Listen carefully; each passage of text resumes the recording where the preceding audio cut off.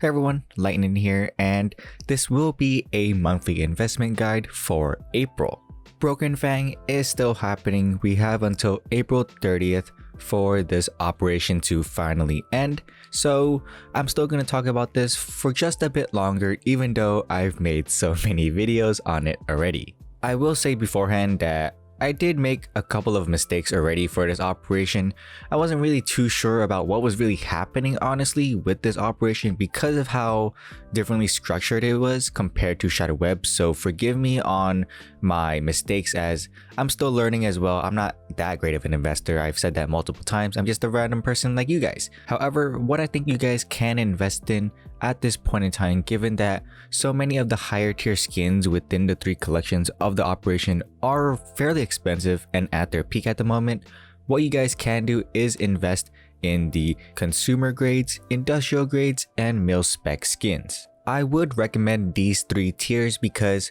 for people who don't have a lot of money, or even if you do have a lot of money, you can purchase a larger quantity of those skins compared to if you were to purchase a higher tier above mil spec. So I think it would be great for everyone on every price point, regardless of your budget, to purchase any of those 3 tiers at a large quantity. And if there were a sale to actually happen, like maybe next Friday, this Friday, who really knows, a sale wouldn't really affect the prices of those lower tier skins because they are already at probably their lowest point given how much quantity there already is for those cheaper skins that you can get readily from the collections. If a sale were to happen, maybe you would lose, I would say maybe 15%, 10% of the price, but it wouldn't be too huge to lose on since the prices of those skins that I talked about are already so cheap. The consumer grades, industrials, and mil specs are also a bit more of a long-term investment because there are just a lot of quantity available for them given how easily you can get them compared to the higher tiers, so it wouldn't be really much of an effect if you happen to lose 10% of the price short term, because longer term you are going to make more money and that 10% drop initially won't really have much an effect long term for sure. For some of the agents, you can invest in the agents as well, like don't put too much money, but you could put some in them since they are exclusive to Broken Fang, those agents. However, I would say some are more popular than others for sure, like Number K or the Sir Bloody Darrows because of their watches, so maybe you could just focus some of your money into that if you're interested because they do have an aesthetic appeal to them with their watches, while Number K has that thing on his head that everyone knows what it is. The Broken Fang stickers are really cheap at the moment, and I think that they're gonna stay cheap for a while, so if you're looking to hold the stickers for a long period of time, then those will be the stickers for you. But if you don't want to hold them for a while, then I don't think they are the right stickers at the moment, because looking back at Shadow Web as well, you can see the prices are very low, like probably the same price as they were when the operation even like happened, so it might not be a good idea if you're looking for like a short-term profit. However, long term, of course, you probably will make some money given that these stickers were only available during this operation. The recoil stickers are pretty interesting given that people probably don't put a lot of their stars into it, or any stars at all, because they just look kind of dumb, but some of them do look pretty good, like the op or the ump, so maybe you could put some money into that as well since not a lot of people have focused their stars onto those stickers at all. I wouldn't worry too much about the patches because who cares about them honestly, and the Broken Fang case itself, I would say that is a short-term investment at the moment, because if we're looking at past history with the Shadow Web case, then Valve will probably include these new gloves from the Broken Fang case in a future case, because why wouldn't they? These are new gloves that were never introduced before, and who knows, they probably might just include it in a future case. And finally, for Broken Fang, if you're looking to invest in the past, then you don't really have a rush right now. You can just wait and see if there actually is a sale for the past, or if there isn't, it wouldn't really affect your investments for the past itself, because either way, if there is no sale, then okay, you're buying the pass for $15, and if there is a sale, then hooray, you get a sale on the pass that you wanted to actually invest in. It's always available in the CSGO store until the operation ends, so there really is no rush and you can just wait and see what actually happens until the end. A lot of people will probably invest in the pass as well, given how many people there are investing in CSGO nowadays, but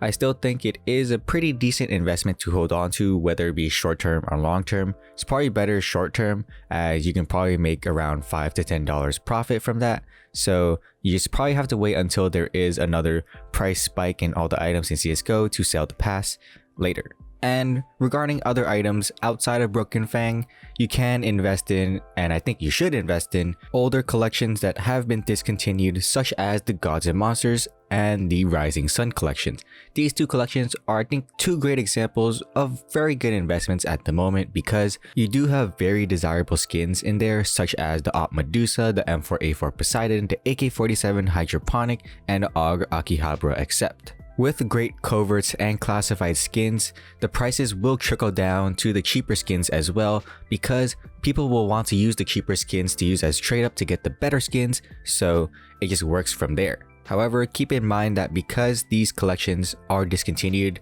the prices are relatively expensive, and if your budget isn't high enough, then I would say you can invest some into it, but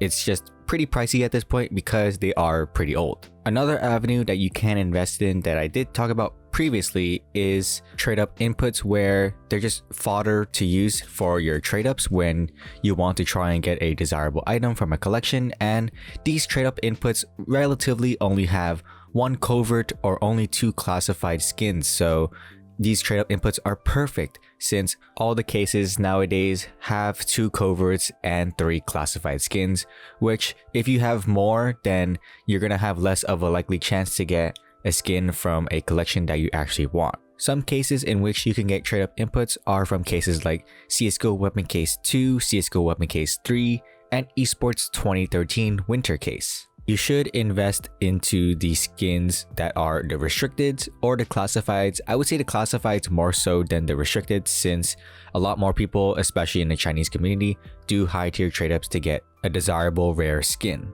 I would also advise you to invest into the factory new condition, since that is the best condition, and to not get the stack track variant, because for skins like the Op Gungnir, the Op Prince, the AUG Akihabara Accept, they don't have a stack track variant, so you can't use stack track skins to trade up to those desirable ones. So a non-stack track variant is often a better version to invest in. And lastly, I will reiterate from the previous investment guide that for the cases, you can invest in the Revolver case, the Chroma 3 case, Horizon case, and Spectrum 2 case. Also, keep in mind that during this operation, you probably noticed that a lot of the cases, if not all the cases, have risen in price due to a case trend that was happening in China, where a lot of people were opening cases, probably for like a TikTok trend or something. I don't really remember or don't really care, but what matters is that the cases did rise in price. So from previous investment guide, you probably